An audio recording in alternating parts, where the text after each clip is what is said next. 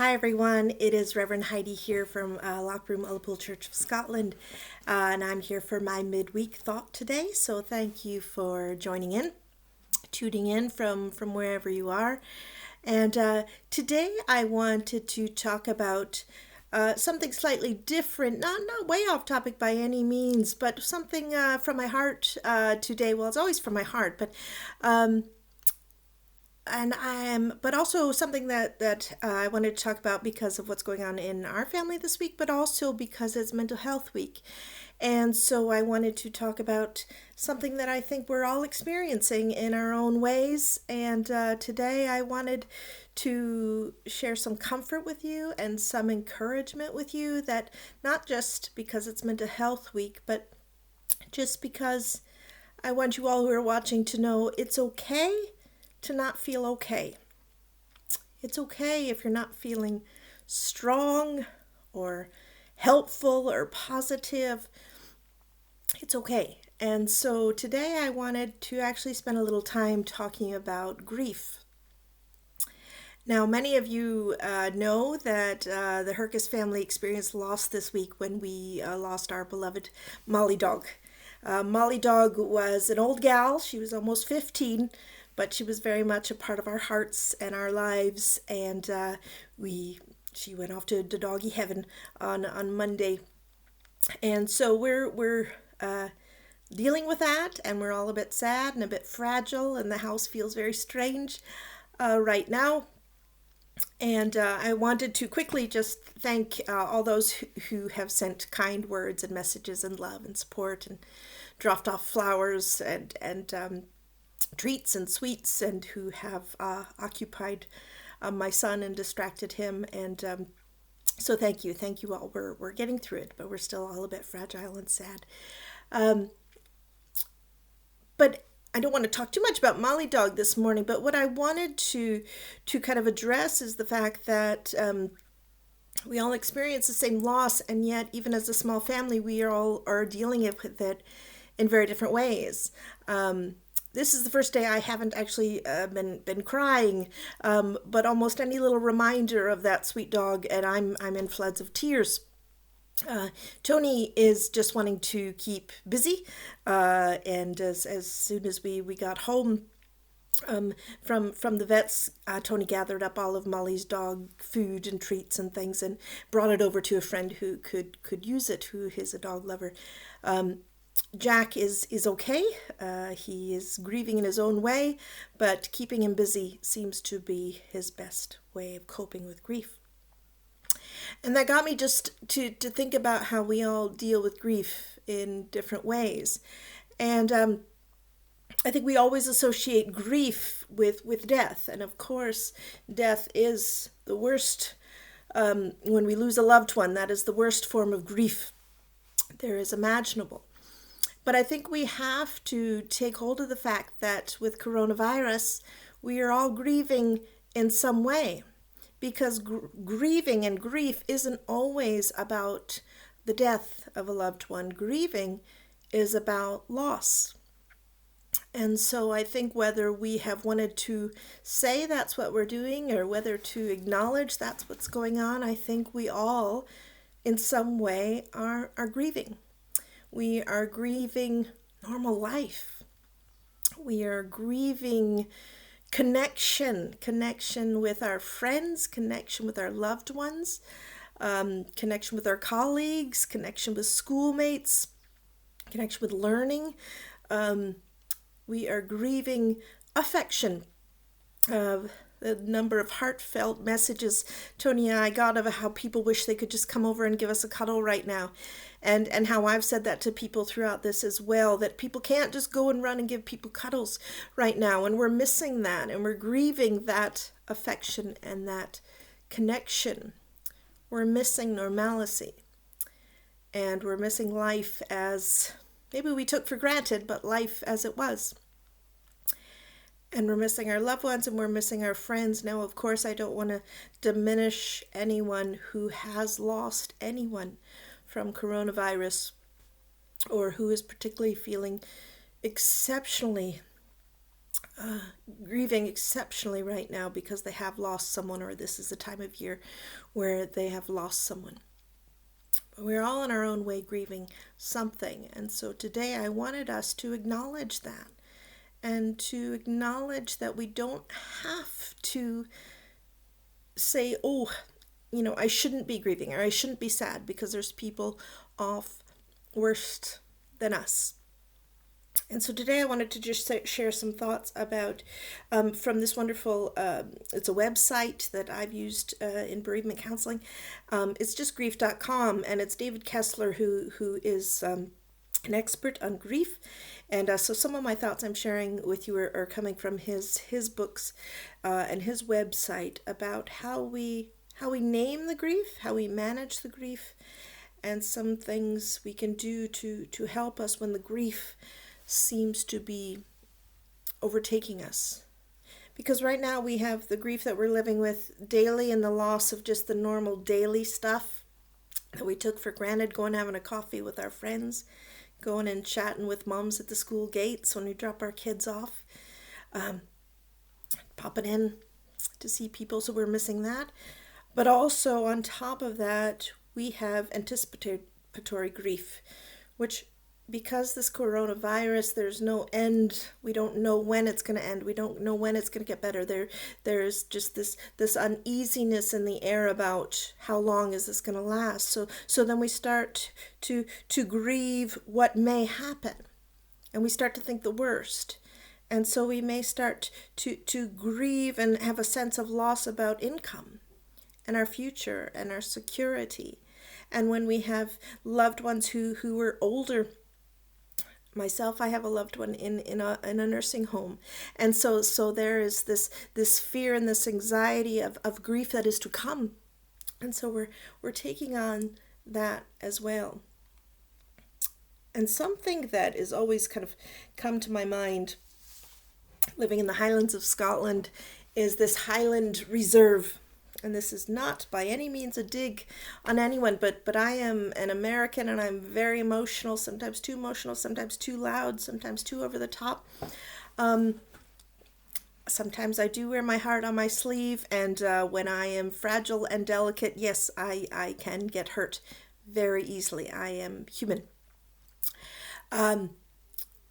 But in this Highland Reserve, there's this sense of we have to be stoic and we have to put on a brave face, and people are worse off than we are, and so we can't cry and we can't be sad and we can't look like we're weak. And you know what? That's just rubbish, because all of us maybe just need a good cry, and all of us should allow ourselves to have those feelings, and not to be ashamed about it, and not to cover it up, and not to feel like you can't talk about it, because they're feelings. We can't help how we're feeling, and they're real. And we're all experiencing something we've never experienced before. This kind of general, all-around feeling of grief is in the air. It's not as much personal grief or individual grief. Everyone is grieving something, and this is not natural. We're not used to this. This is unprecedented. So we're all together in this, and this is a new type of grief. If I'm looking at my notes from these books. But David Kessler speaks about this these 5 stages of grief. And I think it's important, but what he also says, and I want to back that up, is that these stages don't always come in order, and they're not always perfectly defined, but I think when we're grieving something, they all do come. And so understanding these stages of grief, I think is important. So the first stage is there's a denial. And so I think when this was first coming to pass, and even yesterday, I still saw a little bit of insensitivity, or perhaps denial about what is happening. And so there's denial that this virus won't affect us, that we're safe in this bubble. It's not going to affect us. Denial. We're safe, we're fine, it's far away. Denial. And then there's anger.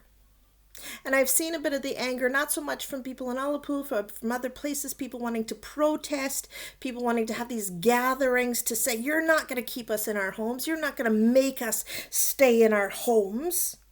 You're taking away everything I love. And anger comes along. And then there's bargaining. So this sense of bargaining, okay, if I social distance myself for 2 weeks or 4 weeks or 8 weeks, everything will be okay. Everything will be better, right? Bargaining. And then there's sadness, which I think I'm at kind of this stage that we don't know when this will end. And so we're just carrying this sadness, this cloud that doesn't seem to shift. And then there's acceptance. Then there's acceptance, not a sense that all is fine and all is well, but an acceptance that this is happening, and we have to try to figure out how we move forward in this, and how we can somehow accept this and move forward and still hold that sadness and that anger and that grief, and still hold it and not diminish our feelings. But somehow to accept this is happening, and I can do something about how I am feeling. So acceptance is where the power lies. I've talked often about let's not try to have control over things we can't control, but we can accept how we respond. So acceptance is we can find control and acceptance in the fact that we can wash our own hands. We can social distance. We can limit how often we're going out, and we can actively say, I'm not going to go into my friends' houses. I'm not going to go into my family's houses. We can accept that is something we can do to help and move forward in this. We can learn how to connect with others virtually. We can make phone calls. We can do this kind of stuff. We can do Skyping and Zoom and all that kind of stuff to have connection. I know it's not the same as physical touch, but it's something. So I just want to talk about what we do about it. And I appreciate I'm going too long today, but I think this stuff's really important. And I think it's really important that it's Mental Health Week, and I think it's really important to name what's going on in our hearts and our heads and be okay with that. And so, yeah, I'm going to go a little long today, and so pause me if you must. Come back to me in a little while. Grab a coffee.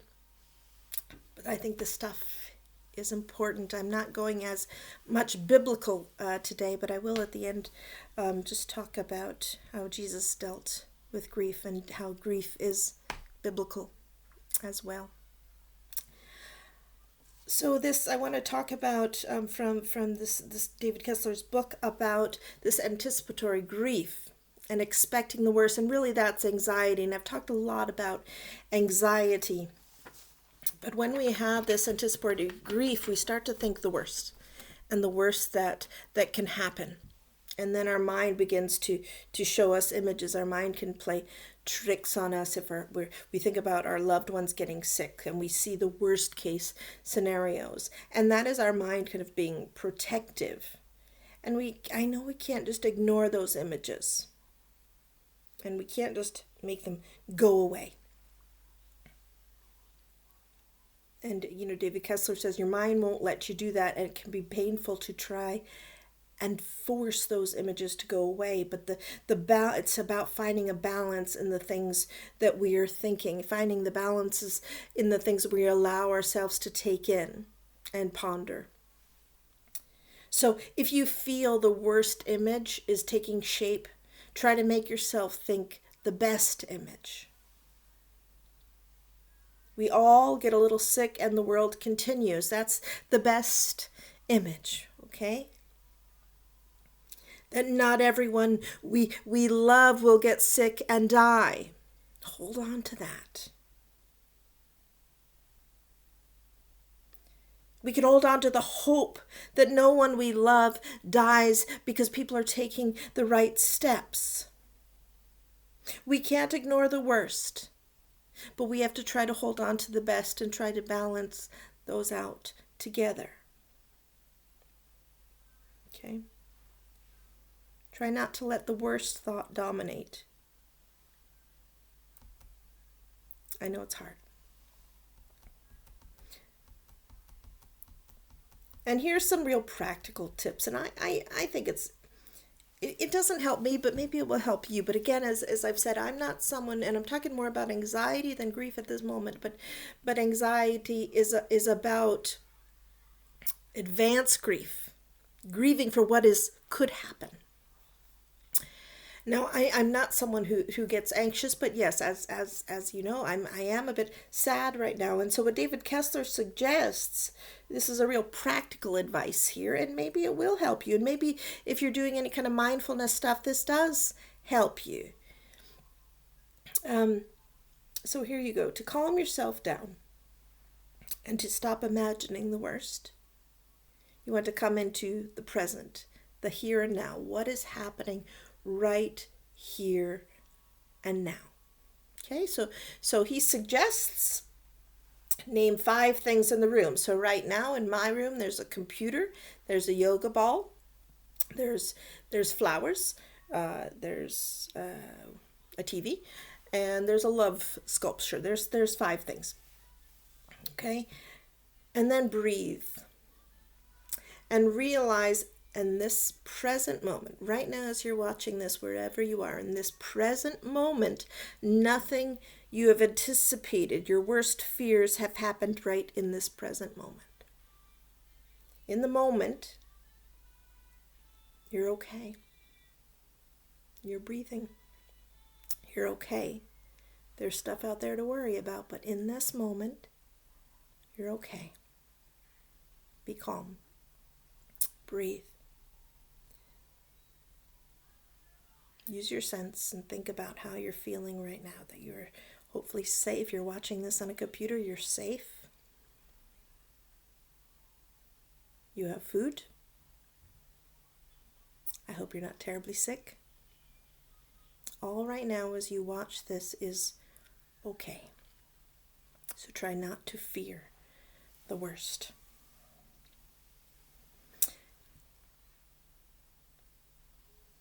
And also, again, think about how to let go of the things that you can't control.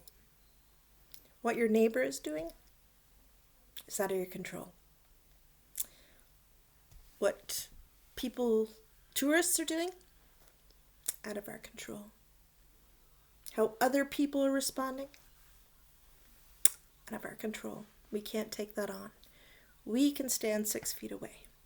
We can wash our hands. We can social distance. We can do what is right for us and those we love. We can control that. Hold on to that. We can't take on how other people respond to this. And another thing, it's to stock up on compassion. I've talked about this a lot. About this idea of we're in the same storm but not in the same boat, and how we respond to this coronavirus is very different. Some of us aren't taking it seriously. Some of us think it's a conspiracy, and that it's concocted somewhere in a lab and is all just going to poof go away one day. Some of us do think that. Some of us are taking it very seriously, because when things like, oh, it's only going to affect 2% of the population, well, some of us think, you know what, would we be prepared for our kids or our moms or our dads or our loved ones to be part of that 2%? We're not prepared for that. So sometimes that's quite a dismissive comment for anyone to make. We have to show compassion to people and how they handle it. And that some people are really living with a crippling fear and grieving for the worst. And some people have lost people to coronavirus. And some people are so fearful they're going to lose more during this coronavirus. And people are really, really grieving. And whether you or I make sense of people's grief or how they respond to this. It matters not. We have to try to show compassion and love and empathy, because grief can make us behave in all sorts of ways. Grief can make us different people. Fear makes us different people.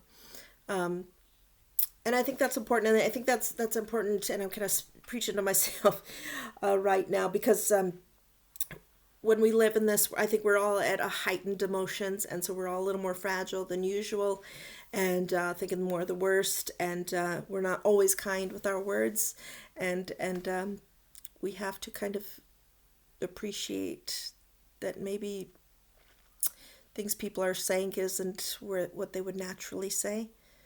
Maybe they're tense or stressed or worried or feared, and maybe they don't always think about how their words or their actions are going to affect us. And so it's trying to show compassion and empathy to everyone around us, and to appreciate that we can't control others, but to breathe, to keep breathing, to keep holding on to hope,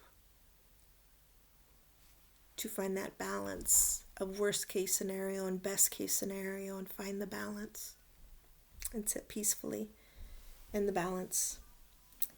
I think what is difficult about this coronavirus is the open-endedness of it. We don't know when this is going to end, and so we're weary and we're tired. And but you know what? It's been said before, and I've said it before, no storm lasts forever.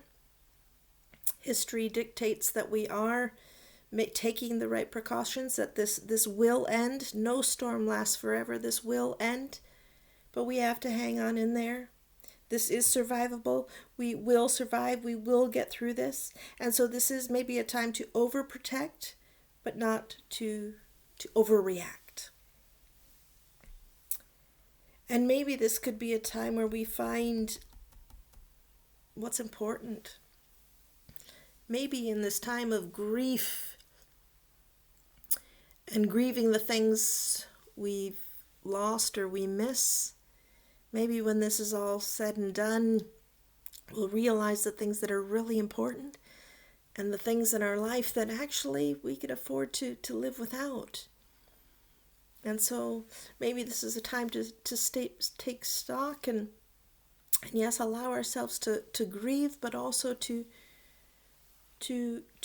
take stock of what's going on, and to reflect upon what really matters and what is really important, and the things we put so much effort and time and stress and worry into. Was it worth it? Do we need to do that again? Can we find meaning from this time of loss and grief and worry and stress? I think we can, because this is temporary and we will get through it. But you know what? Allow yourselves to have a good cry. Allow yourselves to say, you know what? I am having a sad day and I need a cry. That's okay. Allow yourselves to have a good, not at someone else, but allow yourselves to go into a room and scream and shout because you're angry. That's okay.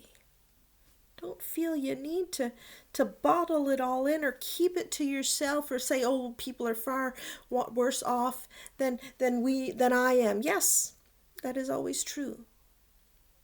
But it is okay to feel not okay. It is okay to say you're grieving, that you're grieving your normal life, that you're grieving the loss of connection, that you're grieving the loss of financial security, that you're grieving for what could have been, and you're grieving perhaps for what is yet to come. And that's okay. Don't hold it all in. Right now, if you need to, when I'm finished, and I promise I'm going to be finished in a couple minutes, if you need to go and have a good old cry, that's okay. Allow yourself to do it. Allow yourself to name these feelings that are going on in you as grief and loss, and talk about it. Tell your friends, tell your family, tell them you love them, but also say, you know what, I'm having a hard time today. And allow it.